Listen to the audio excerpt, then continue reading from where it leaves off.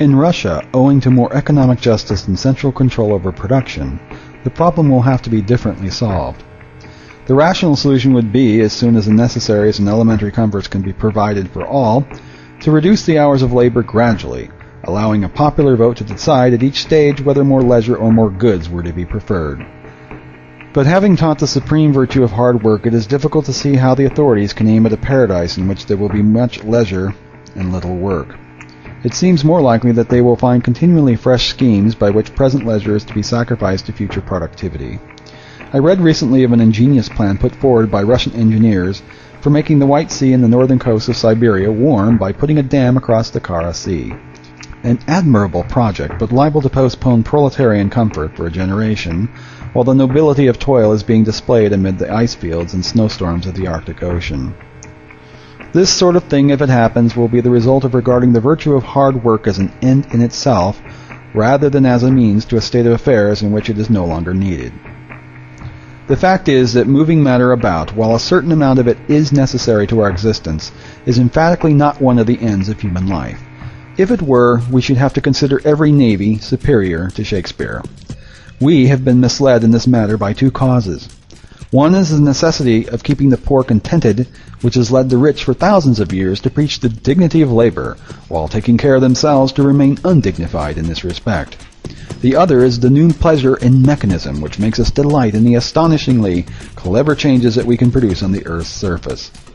Neither of these motives makes any great appeal to the actual worker. If you ask him what he thinks the best part of his life, he is not likely to say, "I enjoy manual work because it makes me feel that I am fulfilling man's noblest task and because I like to think how much man can transform this planet. It is true that my body demands periods of rest which I have to fill in as best as I may, but I am never so happy as when the morning comes and I can return to the toil from which my contentment springs." I have never heard working men say this sort of thing. They consider work, as it should be considered, a necessary means to a livelihood, and it is from their leisure that they derive whatever happiness they may enjoy. It will be said that, while a little leisure is pleasant, men would not know how to fill their days if they had only 4 hours of work out of the 24. Insofar as this is true in the modern world, it is a condemnation of our civilization.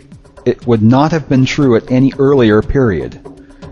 There was formerly a capacity for light-heartedness and play which has been to some extent inhibited by the cult of efficiency.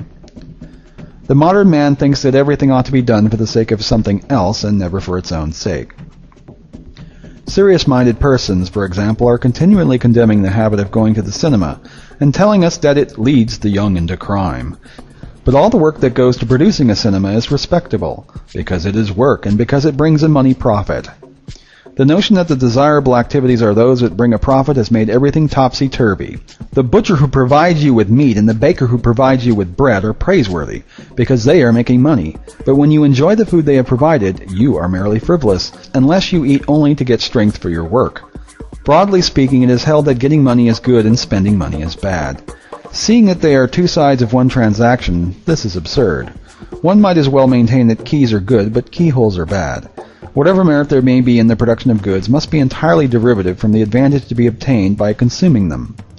The individual in our society works for profit, but the social purpose of his work lies in the consumption of what he produces.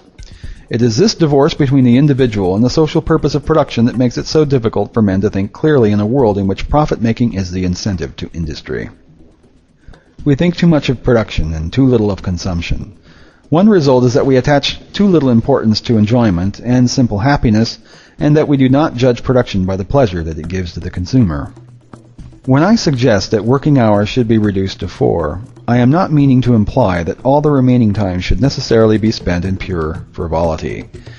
I mean that 4 hours' work a day should entitle a man to the necessities and elementary comforts of life, and that the rest of his time should be his to use as he might see fit.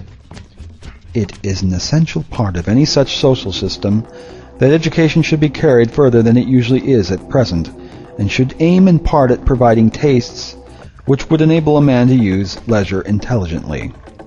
I am not thinking mainly of the sort of things which would be considered highbrow.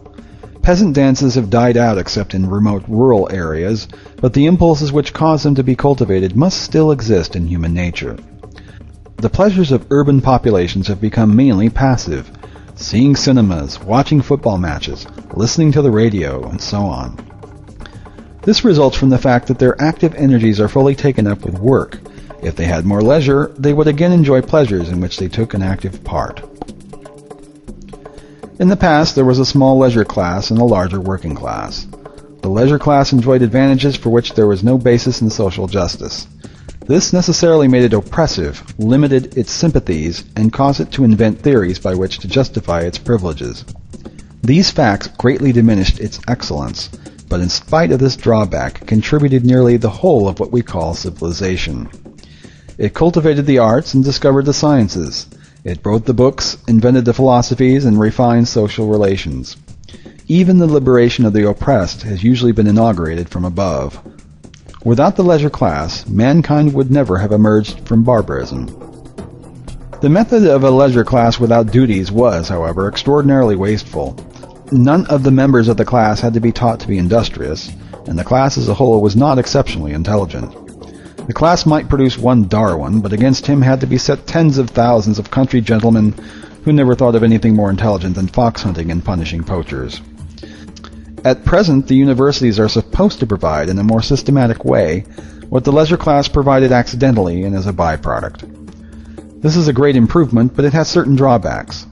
University life is so different from life in the world at large that men who live in academic milieu tend to be unaware of the preoccupations and problems of ordinary men and women. Moreover, their ways of expressing themselves are usually such as to rob their opinions of the influence that they ought to have upon the general public. Another disadvantage is that in universities, studies are organized, and the man who thinks of some original line of research is likely to be discouraged. Academic institutions, therefore, useful as they are not adequate guardians of the interests of civilization in a world where everyone outside their walls is too busy for unutilitarian pursuits. In a world where no one is compelled to work more than 4 hours a day, every person possessed of scientific curiosity will be able to indulge it, and every painter will be able to paint without starving, however excellent his pictures may be. Young writers will not be obliged to draw attention to themselves by sensationalistic potboilers with a view to acquiring the economic independence needed for monumental works, for which, when the time at last comes, they will have lost the taste and capacity.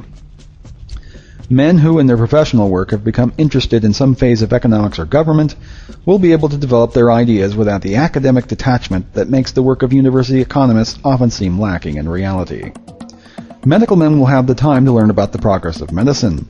Teachers will not be exasperatedly struggling to teach by routine methods things which they learnt in their youth, which may in the interval have been proved to be untrue. Above all, there will be happiness and joy of life instead of frayed nerves, weariness, and dyspepsia. The work exacted will be enough to make leisure delightful, but not enough to produce exhaustion.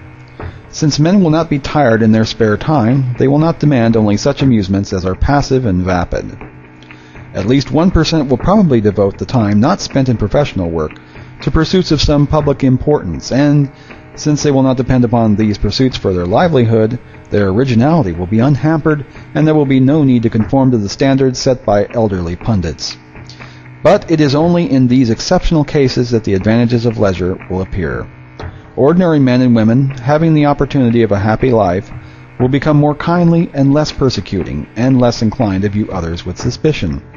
The taste for war will die out, partly for this reason, and partly because it will involve long and severe work for all. Good nature is, of all moral qualities, the one that the world needs most, and good nature is the result of ease and security, not of a life of arduous struggle. Modern methods of production have given us the possibility of ease and security for all. We have chosen instead to have overwork for some and starvation for others. Hitherto we have continued to be as energetic as we were before there were machines. In this we have been foolish, but there is no reason to go on being foolish forever.